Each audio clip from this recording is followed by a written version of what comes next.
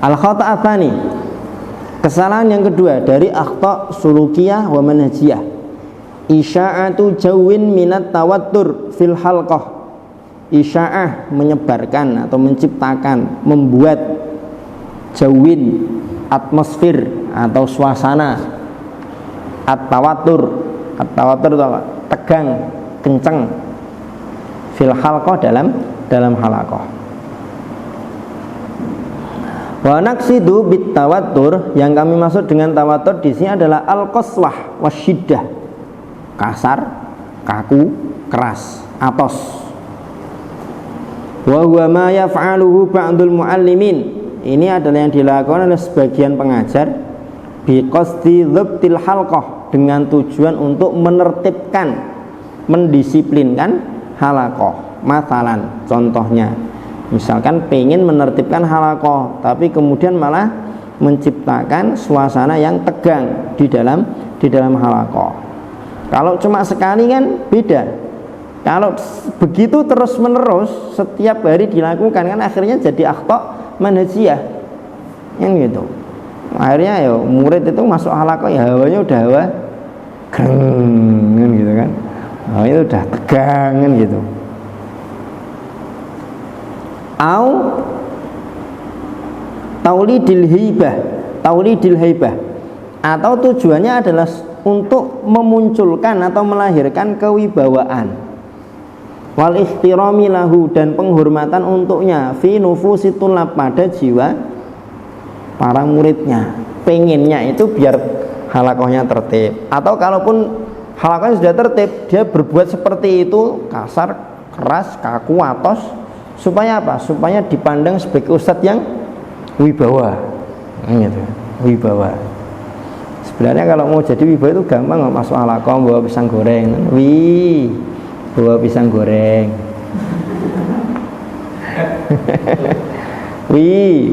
Bawa apa misalkan? Kelapa muda misalkan.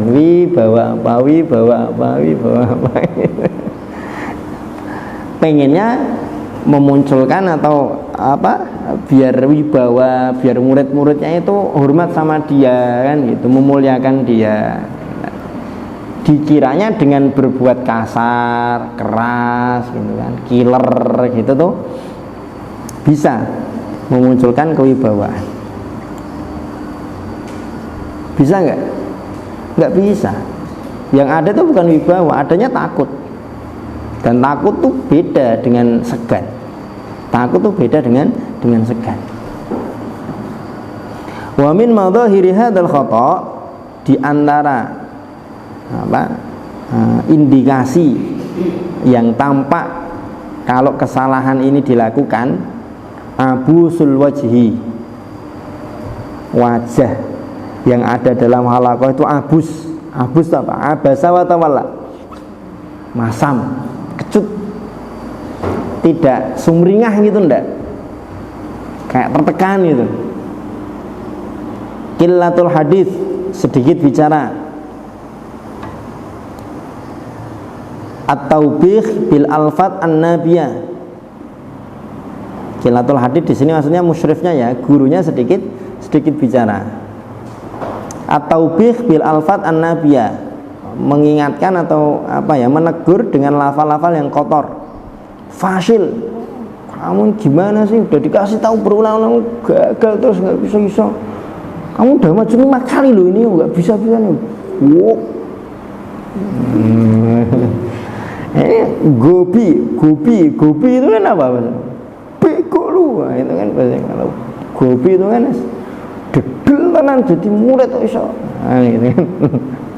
Ingat, halaqah itu nanti ketemu lagi. Ya kan? Halaqah itu nanti ketemu lagi.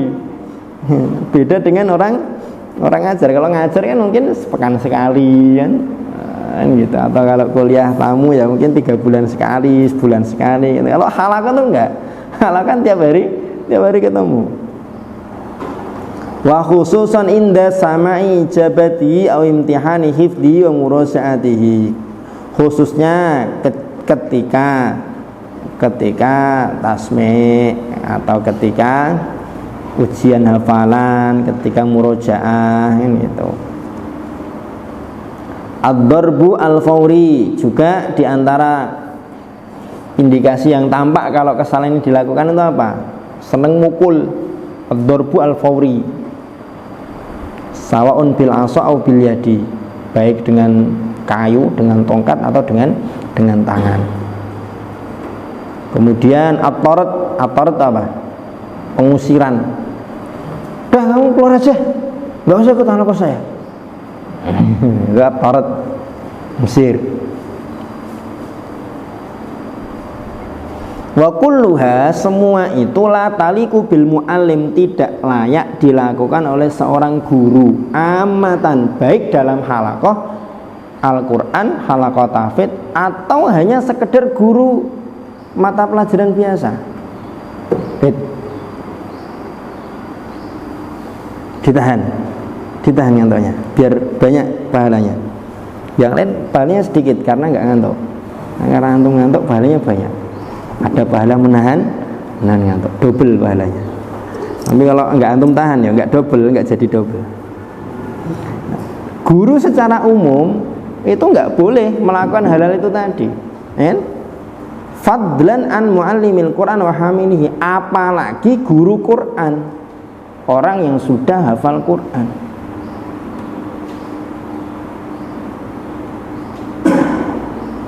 Wahiyya wa in haqqaqat lahu ma yuridu dhahiran.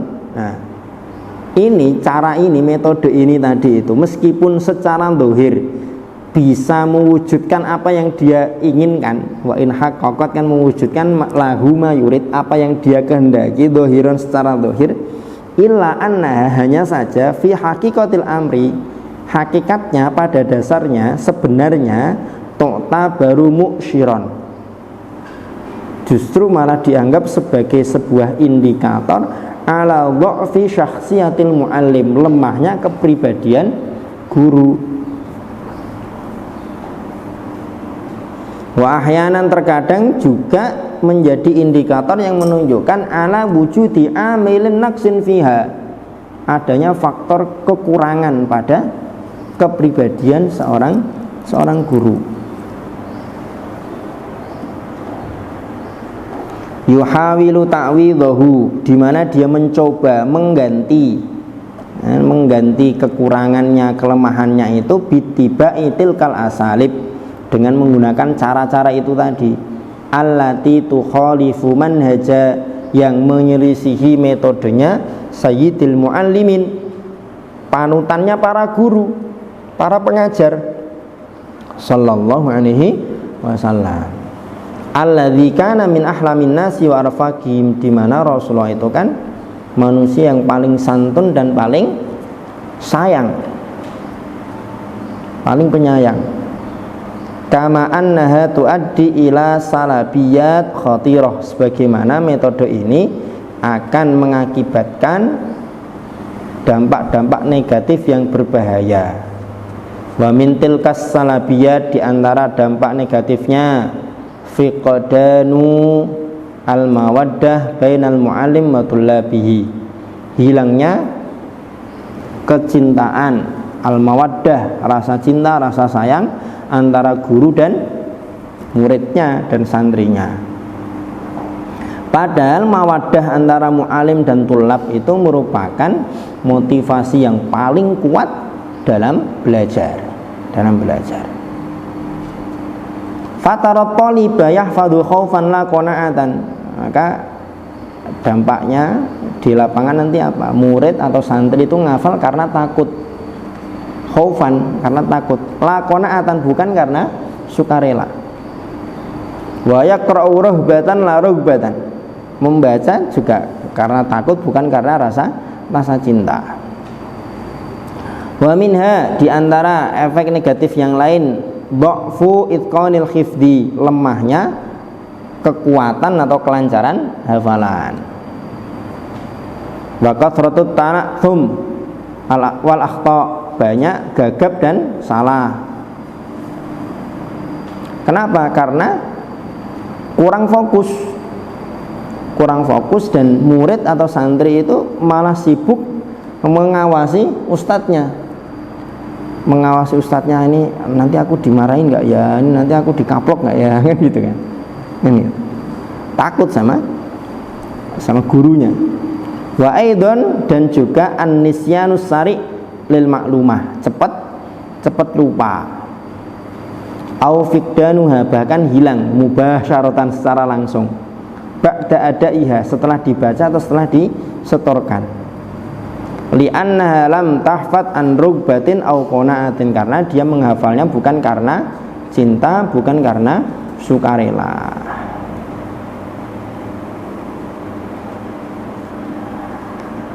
Tapi ya tetap terkadang yang namanya mu'alim itu ya sesekali harus maksa, karena ada tipe santri kalau nggak dipaksa nggak jalan, kan gitu. Kadang kan ada tipe murid, tipe santri yang kayak paku, kan. Paku itu gimana? Ora diganden, ora mlaku. Ya, ada yang tipe seperti itu. Kan gitu. Maka memahami tipikal para santri itu juga sesuatu yang sangat dibutuhkan dan penting sekali. Wa qad yu'addi hadzal khata' ila nufurit thalib syu'uriyan aw la syu'uriyan min halaqatil Qur'anil Karim. Terkadang kesalahan ini juga mengakibatkan santri akan melarikan diri, menjauhi, baik sadar atau tidak sadar, menjauhi halaqah Al-Qur'an, menjauh dari masjid, tempat-tempat thalabul ilmi.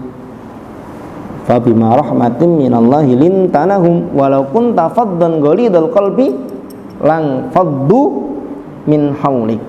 Mau belajar kan takut akhirnya. Saya gimana mau belajar? Saya mau belajar itu enggak hafal, nanti dikeplak, jewer, gitu kan. Wali ila jihadal khata', untuk mengobati, mengatasi kesalahan ini, yakfil muallimu, seorang guru cukuplah baginya ta'ammuluhu fi siratin nabi,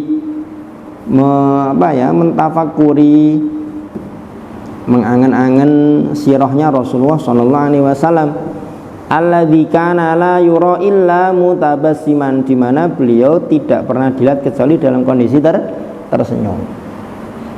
Karena beliau itu tipikal orang yang terbiasa tersenyum, tidak didapati oleh para sahabat kecuali dalam kondisi sumringah, dalam suasana ceria, riang, gembira. Maka begitu ada sahabat melakukan kesalahan, beliau berubah ekspresinya tuh langsung tahu para sahabat beliau sedang marah.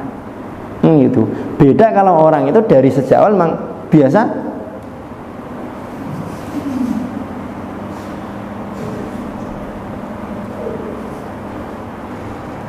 ya sudah, nanti kan akhirnya ketika berusaha sumringah, riang, nanti malah apa ini Ustaz kok tiba-tiba lagi gitu kan.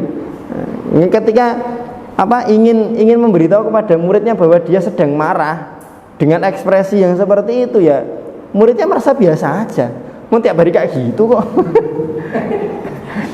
Kan gitu. Gitu. Ya Aisyah, innallaha rafiqun yuhibbur rifqa wa yu'ti 'ala rifqi ma la yu'ti 'ala al-unfi wa ma la yu'ti 'ala ma siwahu. Wa ya Aisyah, sesungguhnya Allah itu Maha penyayang dan mencintai kasih sayang, dan memberikan kepada kasih sayang itu sesuatu yang tidak diberikan kepada kekerasan, dan tidak diberikan juga kepada selain dari kasih sayang.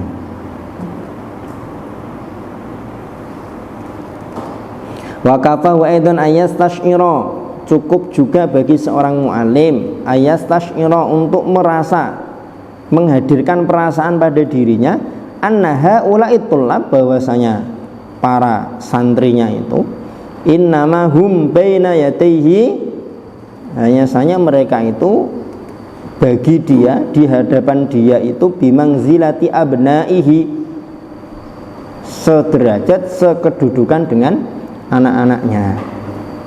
Fayam bagi ayyu'amilahum bima yuhib au yu'amala abna'uhu bihi, maka seyogianya dia bermuamalah dengan mereka ya dengan sesuatu yang dia cintai, dan ayu amal abna'u bi, dan dia suka kalau anak-anaknya itu dimuamalai dengan muamalah tersebut. Paham nggak maksudnya? Jadi ketika saya menganggap antum sebagaimana anak saya, maka saya berpikir gimana caranya memosisikan antum itu seperti Hanin. Saya nggak suka kalau Hanin diperlakukan seperti apa, maka saya tidak melakukan itu kepada antum. Saya suka Hanin itu diperlakukan seperti apa, maka saya juga memperlakukan itu kepada antum. Paham maksudnya? Gitu. Nah, itu susah kalau belum punya anak, susah menghadirkan perasaan itu, susah. Ada yang berniat nggak nikah? Ada nggak? Ambil madhabnya Imam Nawawi mungkin. Kalau Imam Suyuti madhabnya nikah. Kalau Imam Nawawi kan ilmu itu disembelih di antara dua paha perempuan. Kalau Imam Suyuti enggak, ilmu itu justru berkembang dengan menikah. Kan gitu. Ada yang support, ada yang bantu, kan. Biasanya waktu belajar terpotong dengan nyari sarapan, kan. Sekarang belajar enggak perlu terpotong lagi waktunya. Ada yang masakkan, ya. Makan tinggal makan. Mau belajar sambil makan juga bisa, kan. Bisa sambil belajar sambil makan bisa orang kalau udah nikah itu. Sambil belajar gitu, dimasakin, lihat nggak kober untuk makan sendiri, suapin. Iya, milih-milih itaat. Nah gitu. Nah maka kalau saya pribadi ya, sebagaimana saya pengen anak-anak saya disiplin, ya saya juga pengen antum juga disiplin. Ya, makanya sesekali ngecek pada belum datang jam 9, jam 9:04, tahdir kelemar. Nanti kalau anak saya nyantri digitukan, saya ridho, enggak masalah. Itu bagus. Tolong ditutup. Amma binisbati listikhdami uqubati dharab fil halaqah, adapun berkenaan dengan penggunaan hukuman pukulan dalam halaqah, fahiya uqubatun qasiyatun, pukulan itu merupakan hukuman yang keras. Qad qarrarahal Islam umuman, yang sudah ditetapkan oleh Islam secara umum. Dimna wasailit ta'dib al-masyru'ah, di dalam himpunan cara-cara pendidikan yang disyariatkan. Memang ada diperbolehkan hukuman pukulan, memang ada. Walakin akan tetapi bisyurutin, dengan syarat, wa dhawabit, dan rambu-rambu muhimmatin, yang penting. Jadi ada syarat-syaratnya, ada rambu-rambunya. Tuaddi ilal ghardil maksud, yang dapat menghantarkan pada tujuan yang diinginkan. Duna mudha'afatin ghairi mahmudatin, tanpa menimbulkan dampak tidak terpuji yang justru malah berlipat-lipat. Pengennya dengan mukul itu berubah menjadi baik, ternyata setelah dipukul malah semakin menjadi-jadi. Fa inna man kana marbahu bil usfi wal qahri minal muta'allimin sata bihil qahr. Orang yang dibesarkan, dirawat dengan dilecehkan, pelecehan, penindasan, maka sata bihil qahr, ya dia nanti akan tumbuh dengan penindasan itu. Bisa jadi dia akan merasa minder, akan ya efek negatif secara psikologisnya banyak sekali lah. Malah menimbulkan dia bisa malah menjadi males dan lain sebagainya. Nah, rambu-rambunya apa? Ini yang penting. Rambu-rambunya apa kalau kita mau menggunakan hukuman pukulan? Nah, tentunya ini nanti harus harus memperhatikan kaitannya dengan aturan-aturan yang ada dalam pemerintahan. Nah, karena jangan sampai nanti kita menggunakan wasilah-wasilah, sarana-sarana pendidikan yang secara teks ada dalam pendidikan Islam, tapi tidak kita sesuaikan dengan aturan sekolah, tidak kita sesuaikan juga dengan aturan pemerintah. Nanti malah yang timbul kisruh, kan seperti itu. Yang pasti kalau hari ini penggunaan hukuman pukulan itu dari pemerintah jelas tidak boleh, kan seperti itu. Kalau yang dipukul itu nanti melaporkan, ya dia yang menang secara hukum, gitu.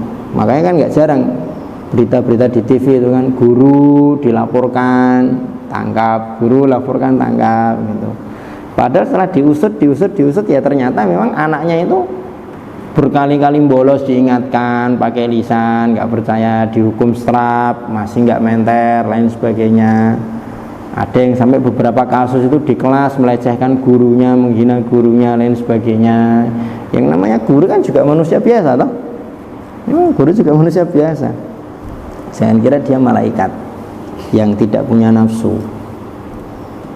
Wa min ahammi dhawabiti hadhihi al-uqubah wa syurutiha, di antara rambu-rambu dan syarat-syarat hukuman ini yang paling penting adalah satu, antakuna ba'dastinfadhi jami'i wasailit targhib, dilakukan setelah menggunakan seluruh sarana-sarana motivasi yang lain. Wasailit targhib itu kan sarana motivasi, tsumma wasailit tarhib. Kalau wasailit tarhib itu nakut-nakuti. Bika fatil umur al-ma'nawiyah, dengan seluruh perkara-perkara maknawi. Dimotivasi kamu itu kalau rajin belajar nanti bisa jadi alim, kalau kamu jadi alim nanti jadi pewaris Nabi, dan seterusnya. Masih nggak menter. Sudah diancam orang itu kalau durhaka sama orang tua nanti bla bla bla. Kamu tahu orang tua kamu di rumah itu nyari uang, nyari nafkah ya buat biayai kamu hidup di pesantren. Kamu nggak takut durhaka sama orang tua, bla bla bla bla. Udah diingatkan gitu masih. Nah, semua sarannya sudah dilakukan.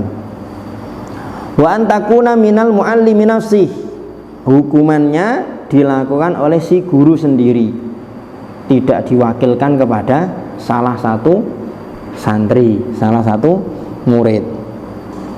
Apalagi di antara murid itu ada cekcok, ada perselisihan, kesempatan dia merasa punya wewenang kan akhirnya kan. Hamzah, tolong ya, saya besok tidak bisa masuk, tolong Farid nih dikeplak karena kemarin, wah ya, kesempatan. Hamzah gemes sama Farid kan, gemes. Ketika tiba gilirannya ngukum, woplak sak kempute, gitu. Jadi nggak boleh diwakilkan. Kama yang bagi antakuna ala qadri dzambi, yang ketiga sesuai dengan kadar kesalahan. Nah, kalau kesalahannya ndak bertumbuk-tumbuk ya ringan-ringan saja, jangan diwolke. Wala tazidu an thalathin, tidak lebih dari 3 kali. Bihalin minal ahwal, dalam kondisi apapun. Yang keempat, tidak boleh lebih dari 3 kali. Yang kelima, di paragraf yang sama baris kedua dari bawah, wal muhim antakuna muwajjahatan liman tu'athiru fihi, hendaknya hukuman pukulan ini diberikan kepada orang yang dia memang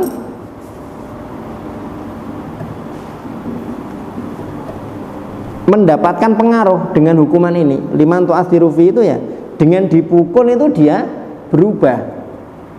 Itu kalau seorang guru yakin dia itu dikaplok nggak bisa berubah, ya jangan dipukul, ya sama aja. Kalau emang udah nggak kuat ya sudah, pulangkan aja, kembalikan ke orang tuanya, atau suruh nyari guru atau ustadz yang lain. Bisa jadi memang ustadznya di sini nggak bisa membuat dia berubah menjadi lebih baik. Ini sudah dikasih tahu, tausiai, dimarahi, sudah disekor, sudah semuanya sudah ditempuh, tapi ternyata masih nggak ada perubahannya, sudah kan, mau gimana lagi ya. Bisa jadi memang bukan di sini tempat bagi dia untuk berubah menjadi lebih baik. Wa akhiran 'alal mu'allim ayu 'arifa talib limadza uqiba. Ini yang keenam, guru harus memberitahu muridnya, santrinya, kenapa dia dihukum, kenapa dia dihukum. Yang ketujuh, yang tidak kalah penting, baris kedua, wal ahammu ayyarji'al muallimu ila awliya'i umuri tullab fi istihdami hadha naw' minal uqubah bi syurutiha sabiqah. Jadi harus ada komunikasi antara seorang guru dengan wali, dengan wali muridnya, wali santrinya, ketika mau menggunakan jenis hukuman ini dengan syarat-syarat yang sudah disebutkan sebelumnya, kan gitu. Disampaikan kepada wali murid, wali santri, biar nanti tidak terjadi perselisihan sengketa di belakang. Terakhir untuk siang hari ini,